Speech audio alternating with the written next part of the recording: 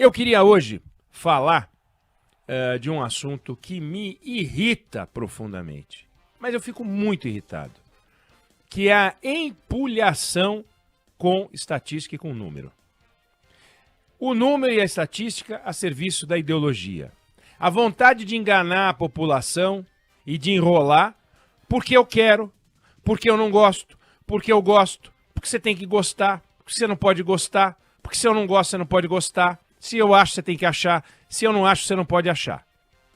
É irritante querer empurrar para você uma conclusão que não é sua. E pegando e torturando os números. Vai, número, conta o que eu quero, número. Fala o que eu quero, número. E aconteceu de novo. E vai acontecer sempre. Se a gente não ficar atento, pelo menos, ficando atento, a gente ouve, entra por um ouvido, sai pelo outro e acabou. Mas eles tentam e sempre tentaram. Então ontem foi a troca, né? Do Ministério da Justiça. Saiu o Flávio Dino, entrou o Lewandowski, que aliás estava falando agora. Daqui a pouco a gente volta com Brasília para tentar ver o que ele falou de útil, né? Novo ministro da Justiça. O que ele falou de útil? Primeira coisa que ele falou quando foi indicado foi uma coisa inútil. Ele falou que ia fazer um projeto de recompra de armas, manter o projeto de recompra de armas. Eu já comentei isso aqui, fico imaginando os criminosos do PCC... ou vou levar minha arminha pro ministro comprar. Bom, como a recompra de armas vai reduzir a criminalidade, eu não consigo imaginar. Mas ele falou. Quem sabe faz um dinheirinho, compra 3 câmeras, né? E manda para 3 policiais. Mas enfim, falou no projeto de recompra de armas. Vamos ver o que ele fala nesse discurso dele. Ele estava agradecendo todo mundo. Vamos ver, tá começando o discurso. E o Flávio Dino saiu. O Flávio Dino vai fazer um monte de paradas, né? Não é non-stop para o Supremo. Ele saiu do Ministério da Justiça, vai para o Senado, provavelmente vai fazer um discurso de posse lá, depois vai para o Supremo, faz outro discurso de posse, um monte de posse. Mas ontem estavam os 3. Lewandowski, Flávio Dino e 3, porque era o Lula, estava prestigiando o evento e o governo federal anunciou queda no número de crimes violentos letais em 2023. Bom. Números absurdos, tá? O Brasil, mais de 40 mil mortes violentas, intencionais. É homicídio, latrocínio, lesão corporal seguida de morte, feminicídio. O Brasil, recordista mundial. Uma coisa absurda. Mas 4% cair, vamos festejar 4. Se caísse 1, vamos festejar 1. Tem que cair mais, muito mais. Óbvio que se ele aproveitou os números, Flávio Dino, para, por exemplo, né, a posse, né, a troca de cargo para falar desses números, ele está sugerindo aquilo que não aconteceu, que o governo federal fez alguma coisa para derrubar a criminalidade no Brasil, que não é verdade. Não é verdade. Não fez absolutamente nada para derrubar a criminalidade. Nada do que ele fez surtiu efeito para derrubar a criminalidade. Não existe. Isso é uma decisão. É uma ação dos estados, dos governadores e, olha, lamentavelmente, do crime organizado. Lamentavelmente, do crime organizado. Que em momentos de conflito, briga pelo poder, se matam mais, aumenta a taxa de homicídio. Em momentos pacificados deles, se matam menos e baixa a taxa de homicídio. Isso não é política pública, isso não é nada. Simplesmente caiu. Aí ele apresentou os dados, caiu, etc. É uma tendência de queda, que bom, né? As estatísticas brasileiras são muito ruins nessa área. O Sistema Nacional de Informação e Segurança Pública funciona muito mal. Foi criado há 14 anos. Mas os estados mandam os dados, então é uma confusão e tal. E nessa posse, o Flávio Dino disse o seguinte, que a redução dos crimes mostra que a tese que defende a disseminação de armas de fogo como solução ao combate da violência é falsa. Que ele mostrou que a gente teve menos armas e menos crimes em 2023. Olha isso que ele falou, que a gente tem menos armas e menos crimes em 2023. O que é falso A gente teve menos registro de armas. E o estoque de armas? Tem muita arma no Brasil. Não é que a gente passou a ter menos armas. A gente passou a ter menos registros de armas novas. Aí ele disse: diziam que se acabasse com o armamentismo, a violência iria explodir. Não explodiu, muito pelo contrário, nós mostramos que determinados crimes, infelizmente, foram alimentados, a exemplo do feminicídio. Mostramos também que as organizações criminosas foram fortalecidas, uma vez que se aplica a lei da oferta e da procura. Crime organizado se alimentando da compra de arma legal na loja. Oh, eu gostaria de 3 fuzis. Bom,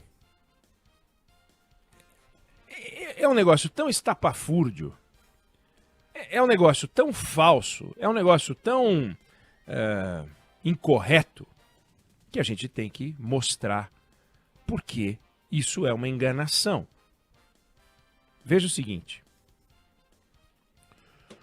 Vamos pegar 2 estados brasileiros.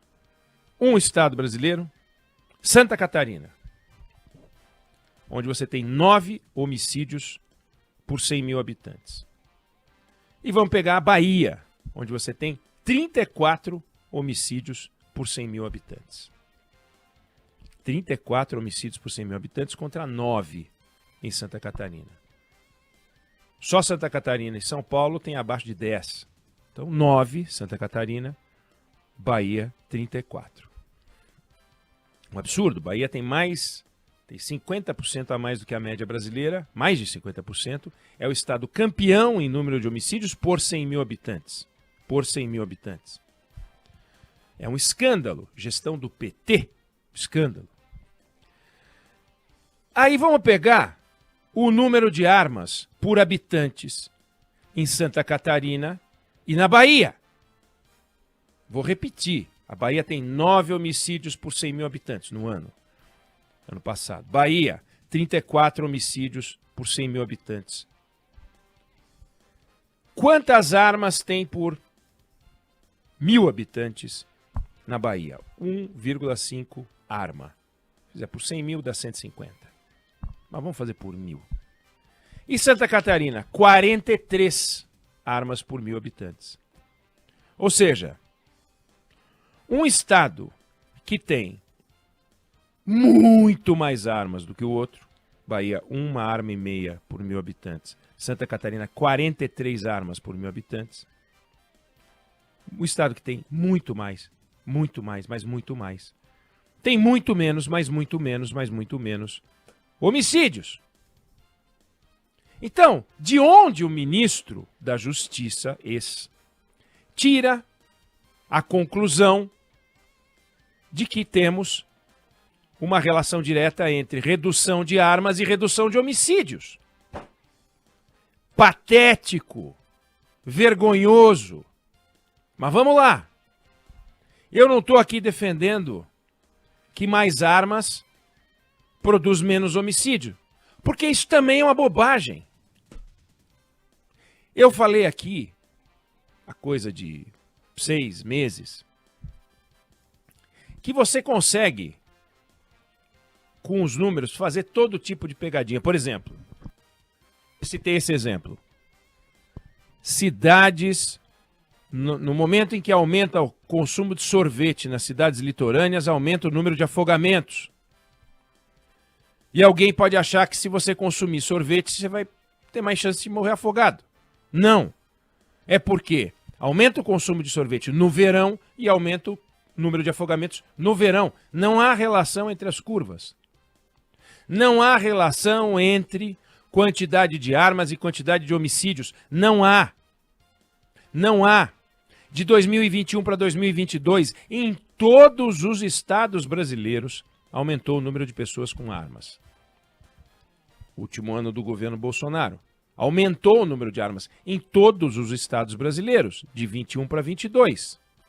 A gente tinha em 2021 1.490.000 pessoas com armas, e em 2022 1.558.000. Então tinha mais armas. Se houvesse uma ligação entre mais armas com mais homicídios, em todos os estados brasileiros deveria ter aumentado o número de homicídios. Na opinião da esquerda.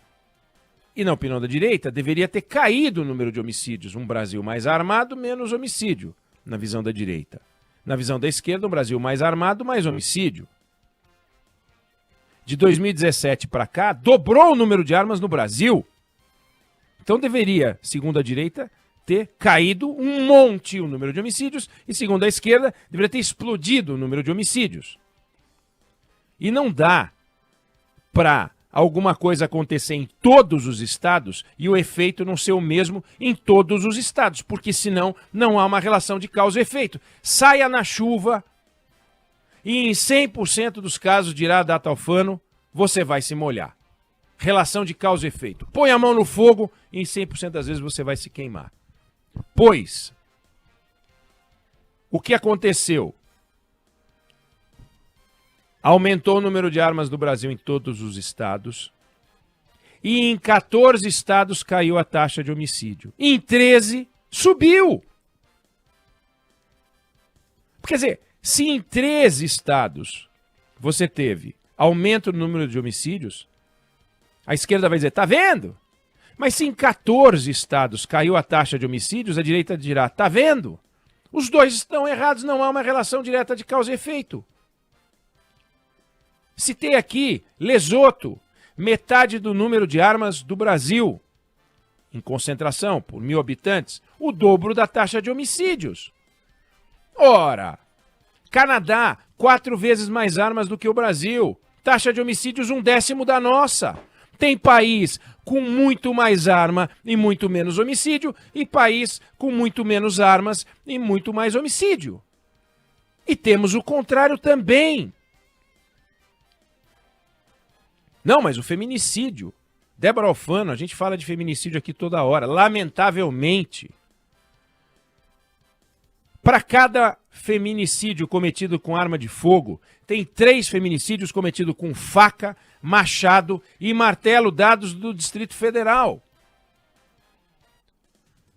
Homicídio não é um crime que se comete por oportunidade.